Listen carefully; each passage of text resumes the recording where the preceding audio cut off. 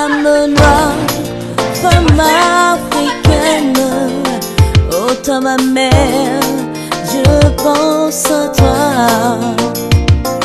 Je suis jeune femme, je suis au Congo, dans ma chère patrie, où la violence faite contre la femme est monnaie courante.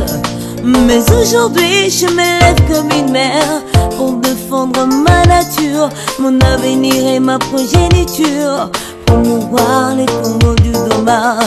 Ainsi donc, je m'avance, je veille à mon épanouissement. Je dis non et je dénonce les violences contre la femme. Lève-toi, prends conscience de la vie, toi la femme. Réveille l'amour d'amour, les boucliers de ton combat. Bandeko batali ya mission Femme et Société mbote pe kime na mabota na bino esika nyonso ezwami bino bozali kolanda biso na mokolo ya lelo.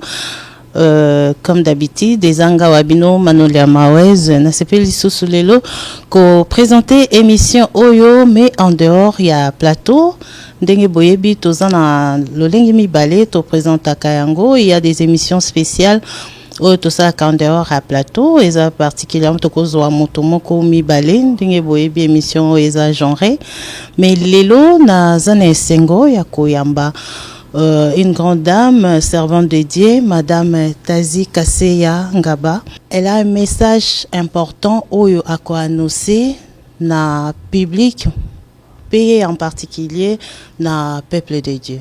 Donc voilà, Lelo, ensemble naïe toko réfléchir sur ces messages. Message wana ezali la première maladie de l'âme dans la vie de l'homme. Aza servante Nzambe, Nzamba solo la kinaye pour que abombango pour naye mon côté ayebisa peuple de Dieu ayebisa na muto nyonso aza créature ya Nzambe ayeba parce que dans nos vies il y a des fois tout le monde il y a de quoi qu'il y a des choses qui ne va pas, des fois on se pose des questions pourquoi ça tourne mal, pourquoi ça ne va pas, mais Dieu est bon parce que Nzambe wana lobi mon peuple périt par manque de connaissances. Donc, connaissance, c'est ça bien. Yemde Karamtasali pour révéler la servante naïve. Madame Tazi Kassé Angaba, bonjour madame. Bonjour madame. Vraiment, Nazana Esengo ya koyamba yo na émission Femme et Société. Merci beaucoup. Émission Femme et Société, ndenge boyebi eza kanjare, ezolobela mwasi, ezolobela makambo tozobika au quotidien na société, mais lelo eza vraiment spécial toyambi servante de Dieu azaye moko pour kape sa biso vraiment message oyo eza na motu ya mingi pona peuple de Dieu. Na pesi occasion o se présenter bandeko bazolanda biso bayeba yo et ou beteli biso mwa lisolo mke ya parcours na yo. Madame Tazi Aoutiwapi Azanani. Merci beaucoup maman, que Dieu vous bénisse abondamment. Amen. Vraiment, c'est un grand plaisir pour moi. Et puis, je rends de multiples actions de grâce à l'Éternel. Parce que c'est un moment tant attendu par Dieu lui-même d'abord. Quand me présenter devant vous, parler de ces messages, c'est une grâce et une faveur de la part de l'Éternel. Effectivement, je suis Madame Tazi Ngaba Kaseya. Ngaba, c'est le nom de mon mari. Kaseya, c'est le nom de famille. Je suis mariée, mère de 8 enfants. Ensemble avec mon mari, nous avons 8 enfants. Madame Tazi Kaseya est née comme tout autre enfant. Je suis née dans une famille chrétienne. Ce qui veut dire que quand je suis venue au monde, je vis ma maman croyante. Elle croyait en Dieu, elle était chrétienne. Elle m'a appris, c'est ma mère qui m'a appris Dieu. C'est à travers ma mère que moi je connais Dieu. Ce qui veut dire que j'ai grandi dans une famille où j'ai vu papa, maman prier. Chaque matin on prie, avant de manger on priait, avant de dormir on priait. C'était une habitude en fait. Jusqu'à ce que, en grandissant, on a commencé à fréquenter d'autres milieux. Et puis, dans les parcours de ma vie, j'ai été influencée par les milieux que j'ai fréquentés. Ndenge mwana nyonso mwasi yazalaka, ake classe akutani na baninga, tout ça. Et puis, cette influence-là impacta qui m'a cassé vinangai. Alors, pour rentrer en arrière, je m'excuse. Je me disais que je suis mariée, mère de 8 enfants, femme légitime de M. Gilbert Ngaba. Félicitations, madame. Merci beaucoup. C'est un point très saillant que je ne pouvais pas passer. Vraiment. Comme je disais, la famille était chrétienne. On a évolué jusqu'à ce que, dans ma vie, j'ai commencé à vivre maintenant l'influence du milieu que je fréquentais. Je vivais l'influence du milieu. Donc, à la maison, j'étais une autre personne. Et en dehors de la maison, j'étais aussi une autre personne. Ce qui veut dire que pour moi, la prière était devenue une habitude. C'était devenu une habitude. Je prie. Avant de dormir, nous prions. Avant de manger, nous prions. On nous a appris, vous devez prier 3 fois par jour. Quand bien même je priais, mais je n'étais pas une chrétienne sérieuse avec Jésus. J'ai évolué comme ça. J'ai évolué comme ça. Jusqu'à ce que, arrivé à l'âge de me marier, j'ai rencontré un homme dans ma vie. J'étais à l'université. Je suis partie présenter cet homme à mes parents. Mon père, paix à son âme, il refusa. Mais moi, je m'étais entêtée. J'ai dit non, je dois me marier. Comme il avait vu que c'était vraiment mon désir le plus ardent, il m'a laissé. Il m'a donné une condition. Tu te maries, mais tu dois terminer tes études universitaires. Na sali tout na sepelisi papa nanga na Bali. Mais je suis partie au mariage. Le mariage n'avait pas abouti, n'avait pas réussi. Quelques années après, j'ai divorcé. Quand j'ai divorcé, je suis redevenue une femme seule. Évidemment. Sans enfants ou bien vous avez... Évidemment avec quelques enfants. Okay. J'ai évolué comme ça, le nom de Jésus dans la bouche, mais pas dans mon cœur. Jusqu'à ce que j'évoluais, vous connaissez une femme seule qui ne craint pas Dieu, est exposée à toutes sortes de vies. J'ai fait toutes sortes de vies. Avec les temps, ça ce sont des parenthèses qu'on ouvrira avec les temps. Dieu m'a fait grâce jusqu'à ce que je vienne rencontrer l'homme de ma vie. Aujourd'hui, le père de tous nos enfants, M. Gilbert Ngaba. Quand je l'ai rencontré, ce charmant homme, je l'ai trouvé ancré dans la prière. C'était un homme qui priait. Et c'est lui maintenant, c'est à travers lui que j'ai repris la vie de prière.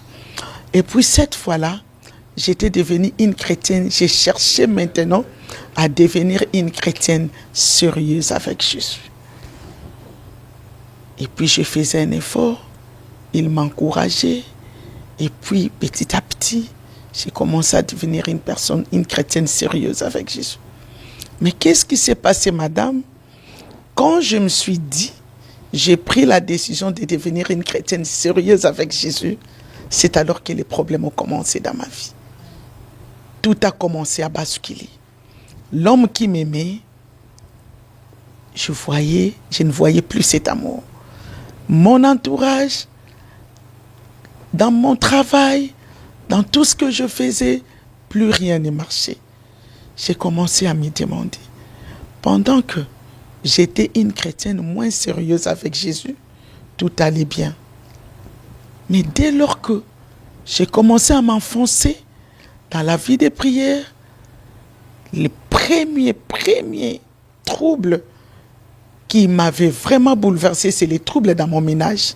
Les maris qui m'aimaient, les maris qui me soutenaient. Du coup, tout a changé.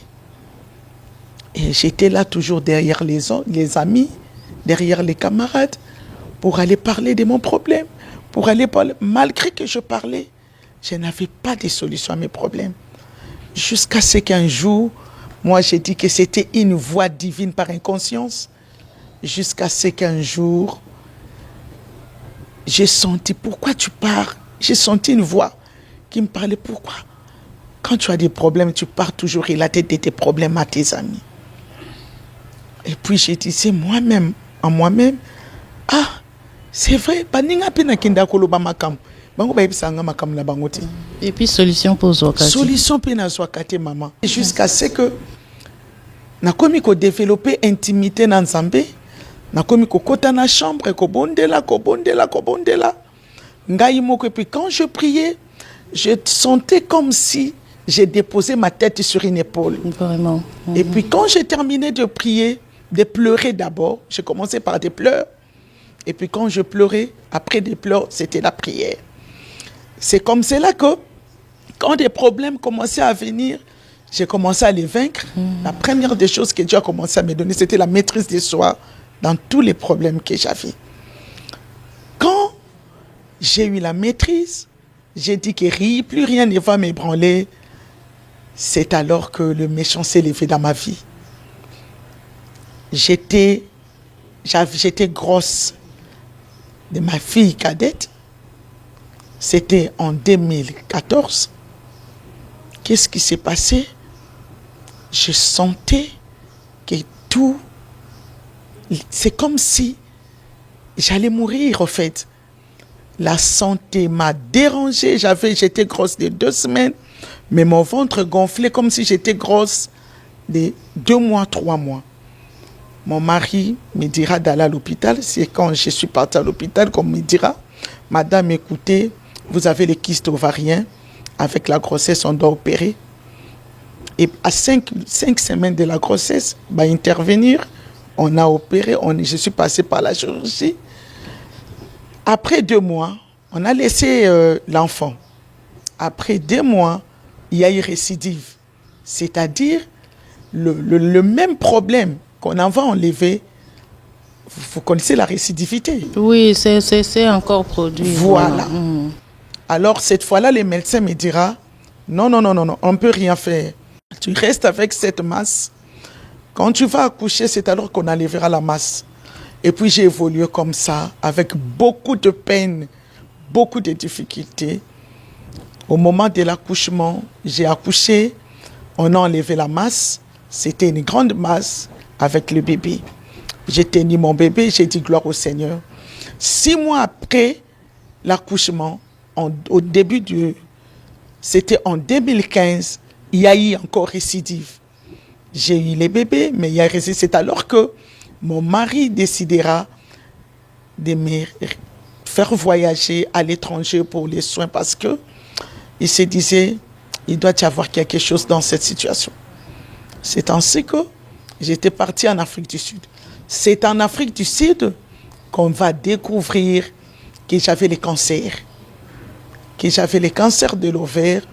Et puis ça avait déjà atteint un niveau élevé. C'était les cancers malignes. Je n'avais plus d'autre choix que de chercher Dieu. Mon mari et moi, on a pris l'option de chercher Dieu. Il devrait rentrer parce qu'il travaille. Moi, je devrais rester. De temps en temps, il venait me visiter parce que j'étais suivie par des médecins. Les médecins me diront que je devrais passer par la chirurgie, qu'on enlève la masse, et puis après qu'on ait enlevé la masse, je passerai par des chimiothérapies. Et puis ils m'ont dit, la chimiothérapie, ce n'est pas une assurance pour la vie, c'est juste pour te prolonger un peu de temps. C'est comme cela que je ne vous ai pas les détails, faute de temps. On m'a opéré en Afrique du Sud. Quand on a opéré, le médecin m'a dit, après l'opération, on prendra la masse et de l'eau qui sortira de votre ventre. C'est alors qu'on amènera au laboratoire pour voir ce qui se passe au juste. Mais avant cela, avant qu'on intervienne, nous étions en prière avec mon mari, le temps qu'on attend de la chirurgie, qu'on me programme, parce qu'il y avait beaucoup d'examens qu'on me faisait pour comprendre qu'est-ce qui se passe en moi. Et c'est pendant cette période-là que un jour, on devrait se rendre à l'hôpital pour avoir la date de la chirurgie. Après des prières, on s'est rendu à l'hôpital avec mon mari et mon neveu, parce que c'est lui qui interprétait pour nous. Le même jour que j'ai posé mes pieds à l'hôpital, j'ai entendu comme le ciel était ouvert. J'ai entendu une voix qui me dira, j'étais guéri du cancer. Amen. Mais tu verras les signes qui montreront que tu avais le cancer. C'est comme cela que quand nous sommes entrés à l'hôpital chez le médecin, on m'a regardé tous les résultats. Ils m'ont dit, madame, contrairement à tous les résultats précédents, on n'a pas vu les cancers. Wow. Mais ce qui nous étonne, il y a les signes marqueurs du cancer, le CA, qui est très élevé. Mais dans tout ce qu'on a prélevé, sans des sécrétions intimes et tout, il n'y a aucune cellule cancéreuse. Oh là là, en tout cas, amen. Moi, je crois qu'on va faire 2 épisodes de cette émission. Hein. On aura vraiment toute une émission pour le témoignage, juste les témoignages. Pour les témoignages. Mais quand même, là, déjà, Batoubalanzi, Bazui, déjà quelque chose. C'est pour vous amener à l'origine même de ces thèmes. D'accord, merci beaucoup. Et on va aller directement, faute de temps. C'est quoi d'abord l'âme pour Batoubaye ba amezanini to monaka moto akufi ba komi pe à son âme mais Batoumi baye barate amango penze zakani soko limbolela biso na mwa mokuse toye banano amezanini poto kota sko na maladie ya âme. Comme j'ai l'habitude de dire, je vais vous estomaquer. L'âme, c'est d'abord les vrais toi, les vrais nous, la vraie personne. C'est ton âme. Parce que la vie de l'homme, elle est d'abord spirituelle avant d'être physique. Je donnerai la définition de l'âme dans 2 dimensions. Je donnerai la définition de l'âme dans 2 dimensions. Je parlerai de l'âme comme être et je parlerai de l'âme comme sang. L'âme comme être, c'est le siège de nos pensées, de nos sentiments et de nos émotions. Là, c'est tout le monde qui le sait. Alors, l'âme comme sang, nous sommes dans Lévitique 17, 14, qui nous dit « L'âme de la chair, c'est son sang ». Vous voyez, dans Lévitique 17, 14. Alors, je vous ai donné la définition de l'âme en 2 dimensions. L'âme comme être et l'âme comme sang. L'âme comme être qui est le siège de nos pensées, de nos sentiments et de nos émotions. Mais en un mot, j'ai l'habitude de dire que l'âme, c'est le vrai toi, l'âme, c'est le vrai moi. Ok. C'est ça. D'accord, merci. Alors, quelle est la première maladie de l'âme dans la vie de l'homme? Merci beaucoup, madame. La première maladie de l'âme, les gens peuvent d'abord se poser des questions. Est-ce qu'une âme peut être malade? Ah, c'est ça aussi, voilà. Les gens peuvent se poser des questions. Une âme peut être malade. Ouais. Parce qu'avant de parler des maladies de l'âme, on doit d'abord savoir si une âme peut être malade. Vraiment. Comment une âme peut être malade? Ce sont les 2 questions qui sont très capitales dans ce thème. Effectivement, madame, une âme peut être malade. Nous sommes dans le livre de Psaume 103. À partir du verset 1, qu'est-ce que David dit? Beaucoup de gens méditent ces passages bibliques, mais ne savent pas que David est en train de s'adresser à son âme. Il dit, mon âme bénit l'Éternel. Mon âme n'oublie aucun de ses bienfaits. C'est lui qui te guérit de toutes tes maladies. Vous voyez, ce qui veut dire que David avait les secrets de l'âme. Il savait que pour qu'il soit bien dans la vie, pour qu'il vive bien avec Dieu et avec tout le monde de son entourage et avec lui-même, il faudrait que son âme soit en bonne santé.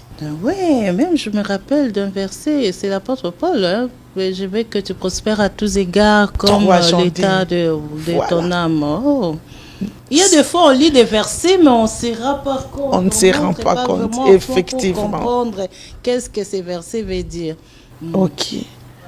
Donc, c'est pour vous dire qu'une âme peut être malade. Une âme peut être malade. La preuve en est que quand j'étais malade, comme je vous avais relaté bien avant, j'ai souffert du cancer. J'en ai souffert jusqu'au point où j'allais mourir. Et un jour, je priais, j'ai développé la vie de prière, la vie d'intimité. J'ai vu pendant mon songe un homme habillé en blanc entrer dans ma chambre, me toucher au pied droit et je l'ai regardé. Il me dira, c'est ton âme qui est malade. Wow. Pendant que les médecins, les professeurs cancérologues étaient limités, ils ne savaient plus quoi faire avec mon cas. Et ces jours-là, en développant la prière, l'intimité, j'ai demandé à Dieu, je pleurais, je disais à Dieu, comment je peux vous mourir trop jeune? Pour votre information, en ce moment-là, j'avais moins de 45 ans. Oh là là.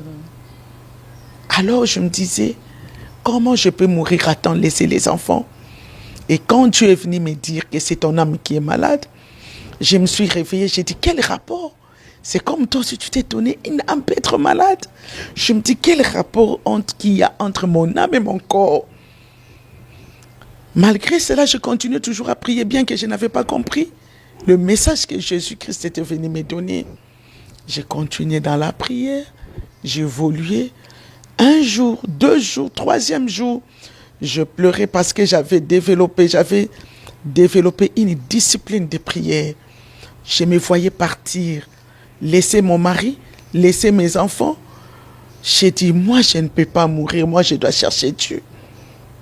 C'est alors que, un jour, en pleine prière, je priais, je pleurais, j'ai touché la Bible. Je dis, Seigneur, toi, tu as dit, je souhaite que tu prospères à tous égards. Sois en bonne santé, comme prospère l'état de ton âme. Oui. Alors, il a dit, arrête, j'ai entendu les ciels s'ouvrir. Et la même voix que j'avais entendue à l'hôpital me dire, n'est-ce pas que je t'avais dit que c'est ton âme qui est malade? Et en ce moment-là, j'ai commencé à demander à Dieu comment mon âme était malade. Là, je ferme la parenthèse. Je vais répondre maintenant à votre question. Comment une âme peut devenir malade? Une âme peut devenir malade. Quand une personne vit avec des pensées et des sentiments dénaturalisés, détruites, c'est alors que son âme a perdu l'état naturel que Dieu a créé depuis le commencement de ce monde.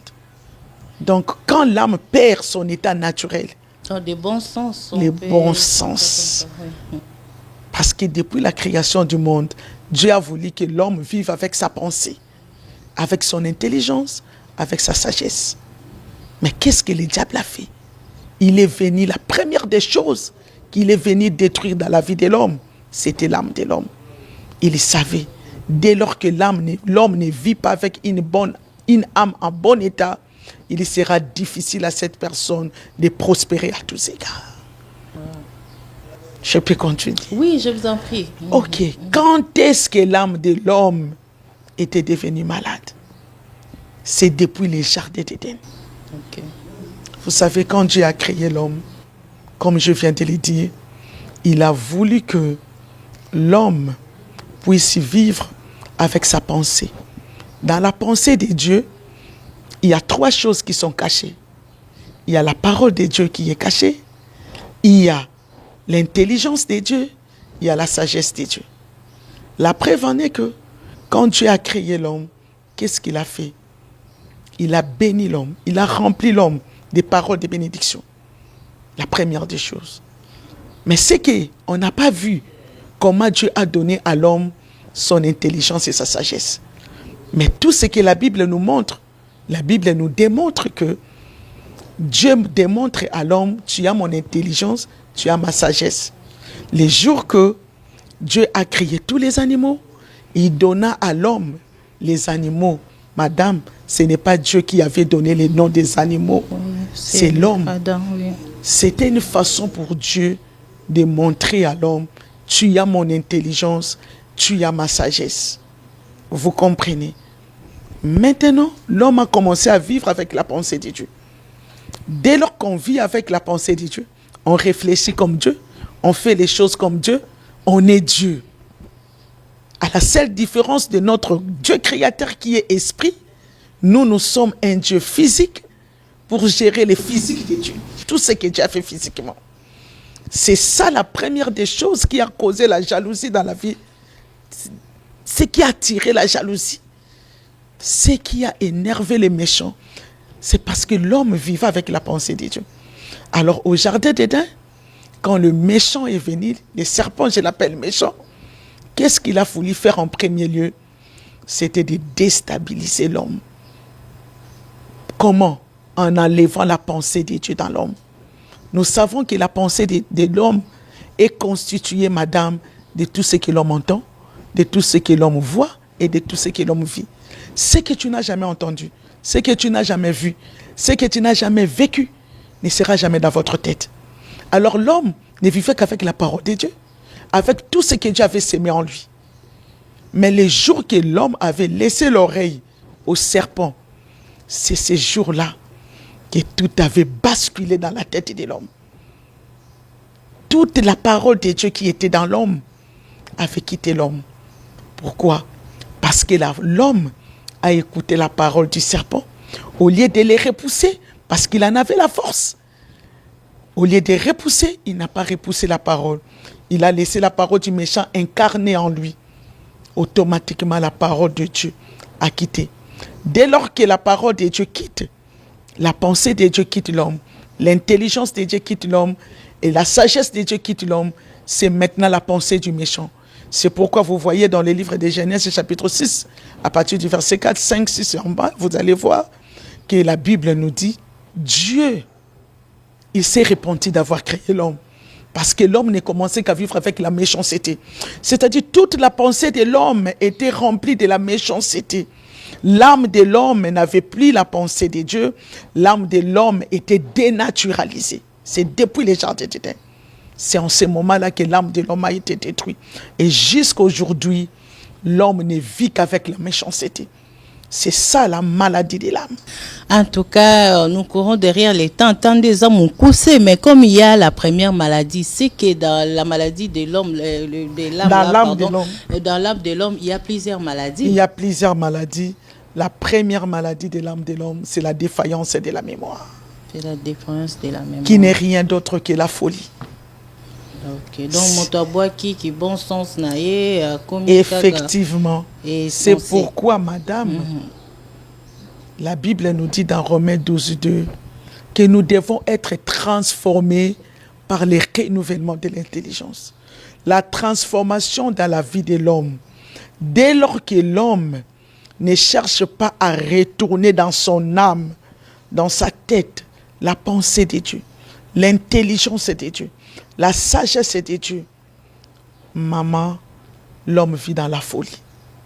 C'est pourquoi nous voyons, nous sommes des enfants de Dieu, nous prions, mais nous posons des actes comme des fous, parce qu'en réalité, la pensée de Dieu n'est pas dans l'homme. Mais comment faire pour remercier, pour avoir maintenant une bonne relation avec Dieu, pour que Batouba Zala Babika na maladie wana ya âme, pour Batouba prospérer? Tout commence parce que les autres sont moi Batouba sambele belé hein, bazo sambela mais changement exacté bon. Effectivement. Pardon, zamba yo kakali susute ou nena okarande ko moi ba nzamba lo basuta yo ka suta ndolo bakala. Kozi wana toyebi yango sikoyo solution nini o bato bakoki kozwa pona ko relever défi parce que c'est un grand défi à relever. Effectivement. Effectivement, madame, tout commence par l'acceptation du Christ dans sa vie comme Seigneur et Sauveur. Ça, c'est de un. Et deuxièmement, la reconnaissance. L'homme doit reconnaître en lui que l'homme doit reconnaître que depuis les jardins d'Éden, il y a eu une défaillance qui a été faite dans la vie de l'homme. Alors, dès lors que l'homme reçoit Jésus-Christ comme son Seigneur et Sauveur, il doit rentrer en Dieu, il doit rentrer vers son Dieu, dans la repentance, dans la prière. Quand il se répand, il doit reconnaître qu'en moi, ce qui a troublé ma vie, c'était que la pensée de Dieu n'était plus en moi. En dehors de la reconnaissance, l'homme doit développer la vie de prière et la vie de la méditation de la parole de Dieu. Quand l'homme médite la parole, vous allez me dire, tout le monde médite la parole, oui. On ne s'arrête pas seulement à la méditation de la parole. Il faudrait qu'il y ait maintenant l'application fidèle de la parole. Oui, parce que les autres hommes batebele baza plus na ba sacrifice. Or même Bible lobby l'obéissance vaut mieux que les sacrifices. Donc obéissance même na ba prédication ba sala nzambe za suminte. Comment kaka pri losambo futaka prier mata bangomba, mais où est la place de l'obéissance dans tout ça? C'est parce que madame, la Bible dit mon peuple périt parce qu'il manque de connaissances, la connaissance. Vous comprenez, madame? Dès lors qu'on ne connaît pas, on croira faire bien, mais on est dans les mal. Vous voyez même le livre de Jérémie, chapitre 4, verset 22. Qu'est-ce que la Bible dit? Certainement, mon peuple est fou. Il ne sait pas faire le bien. Il ne sait que faire le mal. Pourquoi Dieu les appelle des fous? C'est parce qu'ils sont ancrés dans le mal. Mais les gens ne savent pas. C'est une maladie qui a atteint toute l'humanité. La défaillance de la mémoire, la folie. Les gens vivent sans intelligence. La Bible nous dit, puisque le monde dans sa sagesse n'a pas connu Dieu dans sa sagesse. Vous voyez, aujourd'hui les gens se disent intelligents. Mais moi je dis, ce n'est pas tout le monde qui est intelligent. Une personne peut détenir les diplômes des universités, mais il n'est pas intelligent, il est intellectuel. L'intellectualisme, tout le monde peut être intellectuel, mais tout le monde ne peut pas être intelligent. Ok, servante de Dieu, Maman Tazi, lelo tozomona na mangomba ou na famille chrétienne ou bato babengi ba Kristo, tozoyeba suko sa la différence te. Ndenge pasteur Ngoy Musoko, Patrice Ayemba, j'ai cherché le monde, je l'ai trouvé dans l'église. Donc c'est ce qu'on voit aujourd'hui dans les églises. Naba danse, naba habillement, comportement et l'obéli. Différence c'est aux asuto que ba Christ soit kalabanto et babango na kozala na bango. Ezala kite kaloba ngana chrétien ngana sambelaka juste na rotala kaka ndenge avandaka ndenge aloba ko te oyo vraiment aza chrétienne, mais lelo eza pasi ko yeba ba chrétien oko expliquer biso pe pona ni confusion wana ekoti. Merci beaucoup maman na ko expliquer yo oyebi na ko expliquer on a lycée moko maman soki tobimi na balabala tozotambola ngana yo tomoni mutu ya liboma oyebisi ye ki yo za liboma oyebika ondima te kaza liboma. Au contraire yenda kofinga yo liboma. C'est ce qui se passe sikoyo dans le monde spirituel, dans le monde des églises, dans le monde des enfants de Dieu. Tellement que le monde est rempli de fous, il est difficile pour nous de reconnaître cette folie, à moins que Dieu te fasse grâce. Comme Dieu me l'a dit, la première maladie de l'âme où les battre sont pleins dans la vie des enfants de Dieu, c'est la folie. Eza liboma, bananzambe bazo yebati. Yango bazo makambu bazo sala. Eza pasi na bananzambe a reconnaître que likambo ngana zo saliza mabe. Mutaliboma kotambola mutakala, ayebite ke azotambola mutakala. Merci beaucoup maman, message clé. Na pesio nzelo la caméra o lo babato bazolanda biso bayoka. Eloko ngana koki koloba na peuple de Dieu en particulier et tout être humain en général, nous devons traiter nos âmes. Le traitement des âmes est très important dans ce siècle présent. Parce que on peut tout avoir, la Bible dit, à quoi sert à un homme de gagner le monde entier et si à la fin il perd son âme. Mutazo kanisa soki nazo sambela ipso facto na kokota kaka lola, c'est faux. Et loko nzambe alukaka na vie bana nzambe c'est l'âme. Il faut ba âme na biso e bika ba âme e bonga. Dès lors que ba âme e bikite e bongite toza na ba dégâts na ba église, toza na dégâts na société tout entière. Parce que c'est de l'âme qui émanent tous nos comportements, nos réactions, nos agissements et nos attitudes. Dès lors que tu traites âme tes situations, il y a monde entier, même il y a une église, et qu'aucun des mal en pire. Ba resoigner âme dengenini, pesa bango ba mort directive. Il y a toute une procédure, il y a traitement de l'âme. On ne peut pas dire directement que pour soigner l'âme, il faut bouillir. C'est un message, c'est vraiment un message, un enseignement qu'il faut suivre de très près. Si tu veux suivre les enseignements du traitement de l'âme, il faut prendre nos contacts.